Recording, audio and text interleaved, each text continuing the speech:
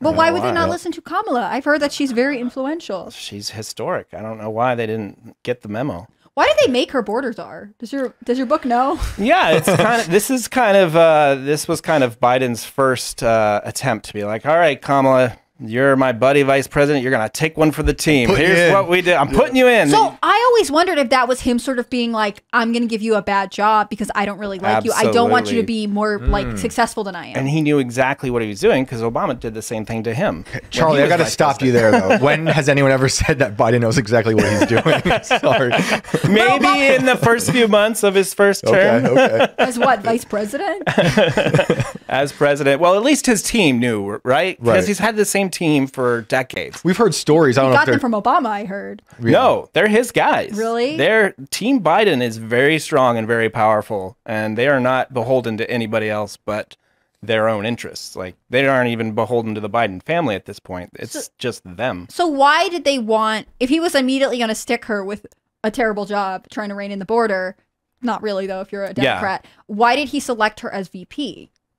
Like, if there's always been a little bit of tension there, was it just that she would bring him the demographics that he wanted? As I outlined in the book, it was a very political decision. He actually preferred Gretchen Whitmer because, you know, she's Midwestern, swing state. She campaigned on the idea of fixing the damn roads. You know, the feds love her. He liked that. He liked her style of politics and thought she was a real winner. She actually tried to drop out of the running because, you know, the whole process was sort of overrun by the George Floyd riots, and it's like got very volatile, and that's when everyone sort of started dropping out. You had Amy Klobuchar just be like, "Oh, I gotta go." Former prosecutor, right, in Minnesota. So I was like, I'm not doing this. So you saw more and more candidates drop out, and so he ended up, but he had to pick up.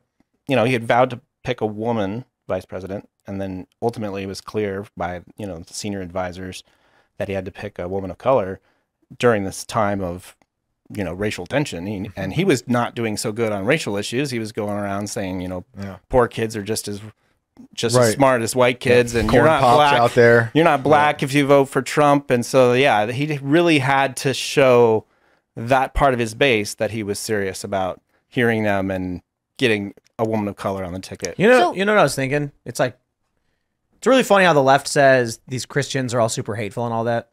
And I'm thinking this because I'm like, I blame for all of the stuff happening right now, like where we are in my generation, I blame Christian conservatives.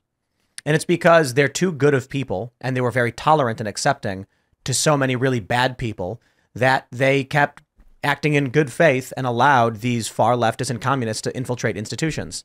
So I mean that somewhat, I'm half joking. Right.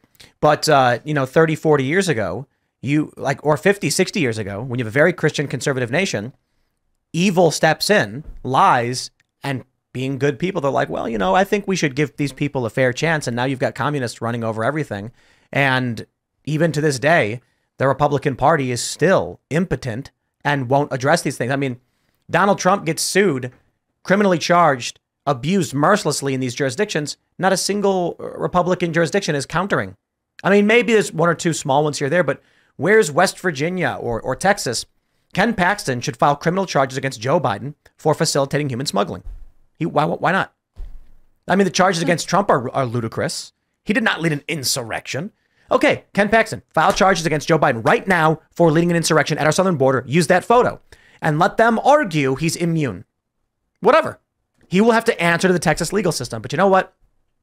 As much as Texas is the standing your ground and all that stuff, I know the judges there are going to go, oh, geez, oh, well, we can't do that. I'm like, dude, are you watching what they're doing in New York? But we are better men. Okay, well, then Trump goes to prison. Have a nice day.